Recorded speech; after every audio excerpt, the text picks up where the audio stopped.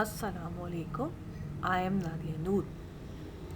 आज का lecture in continuation है विद द प्रीवियस लेक्चर, जिसमें हमने एफ पॉजिटिव और एफ नेगेटिव सेल के दरमियान कॉन्जुगेशन का प्रोसेस डिस्कस किया था।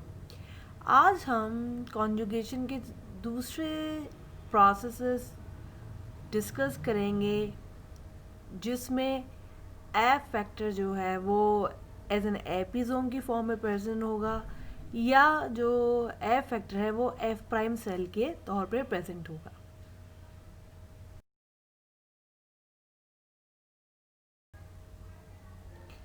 एपिसोम स्टूडेंट्स, जब हमने एफ प्लाज्मिड का स्ट्रक्चर डिस्कस किया था, मैंने आपको ये बताया था कि एफ प्लाज्मिड के पास ट्रांसपोजेबल जेनेटिक एलिमेंट्स मौजूद हैं, जो कि ट्रांसपोसोम 1000 और इंसर्शन सीक्वेंस 2 और इंसर्शन सीक्वेंस 3 थी।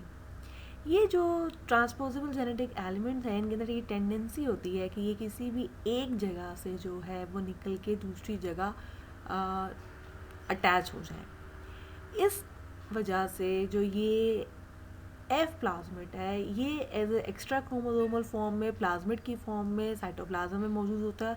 और कभी कभी ऐसा होता है कि जो एफ फैक्टर है ये बैक्टीरियल क्रोमोसोम के अंदर इंटीग्रेटेड फॉर्म में मौजूद होता है।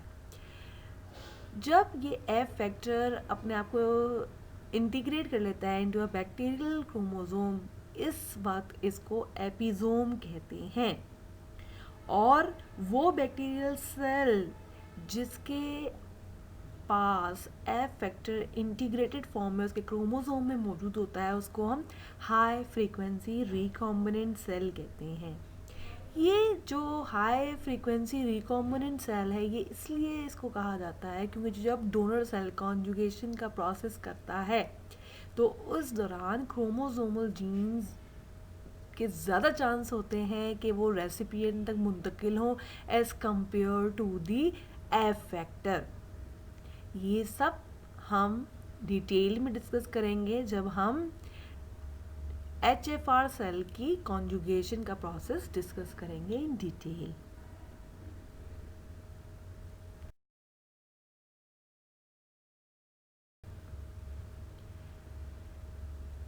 प्रीवियस स्लाइड में मैंने आपको बताया कि जो HFR सेल है ये वो सेल होता है जिसके क्रोमोसोम में एफ प्लाज्मिड या एफ फैक्टर जो है वो इंटीग्रेट कर जाता है। ऐसे सेल को हम HFR सेल कहते हैं।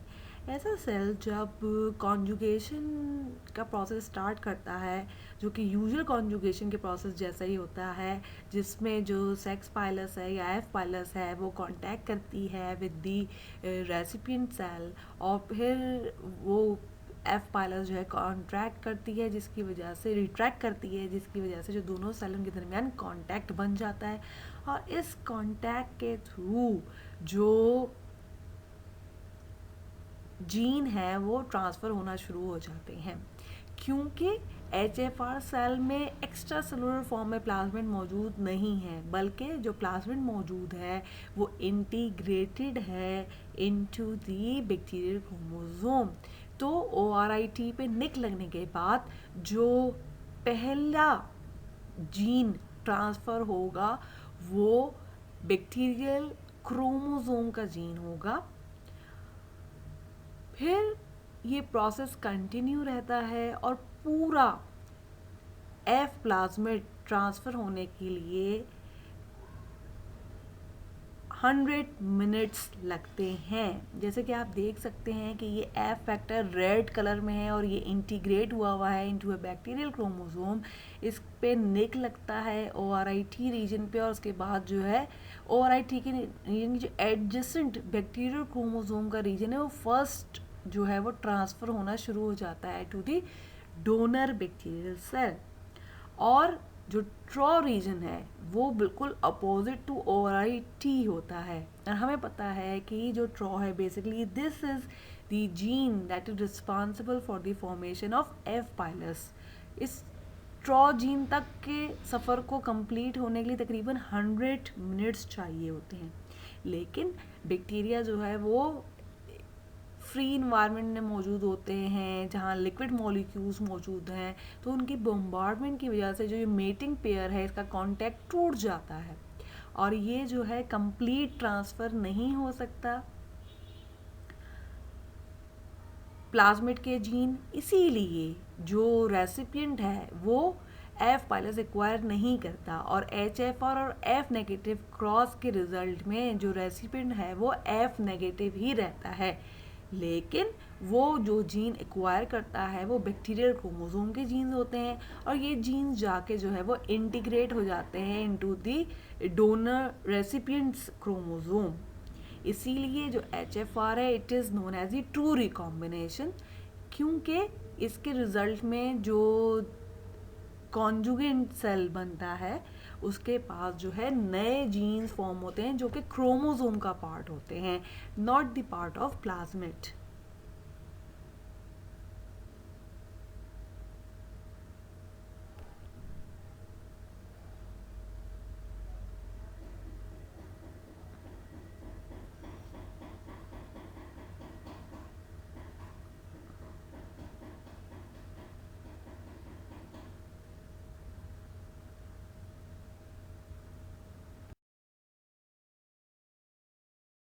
मैंने जो आपको मैकेनिज्म बताया H F are mediated conjugation का, उसमें मैंने आपको ये बात बताई थी कि जो बैक्टीरिया का जो प्लाज्मिड है इसके पास ORIT है, दिस इज़ द रीजन जो कि ओरिजिन ऑफ ट्रांसफ़र है।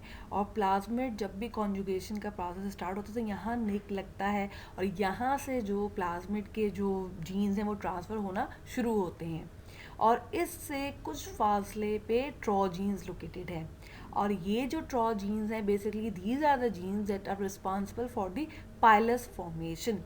जब ये एट अ रेयर मोमेंट जब ये प्लाज्मिड जो है इंटीग्रेट हो जाता है इनटू द डोनर्स क्रोमोसोम तो HFR सेल बनता है और इस HFR सेल में आप देखेंगे ORIT जो है वो एक साइड पे है और जो ट्रॉ रीजन है वो दूसरी तरफ है। और मैंने आपको अभी जब मैकेनिज्म समझाया मैंने आपको बताया कि जब निक लगता है तो निक ORIT पे लगता है और सबसे पहला जीन जो ट्रांसफ़र होगा वो ORIT के बाद जो जीन है वो। और यहाँ आप देख सकते हैं कि ये रेड रीजन जो है this is the plasmid gene और जो ये पर्पल हैं they are the bacterial chromosome. तो जब ट्रांसफ़र शुरू होगा तो सबसे पहला जीन जो ट्रांसफ़र होगा रेसिपिएंट को वो क्रोमोसोमल जीन होगा और फिर ये पूरा स्ट्रैंड जब ट्रांसफ़र होगा और आखिर में जब ट्रॉ रीजन ट्रांसफ़र होने लगेगा इस पूरे स्टेप के लिए 100 मिनट्स चाहिए।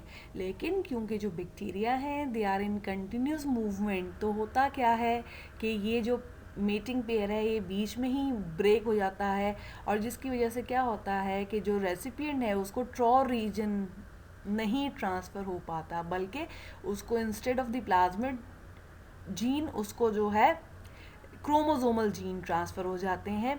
इसीलिए जो HFR मीडिएटेड कॉन्जुगेशन है it is an example of true recombination.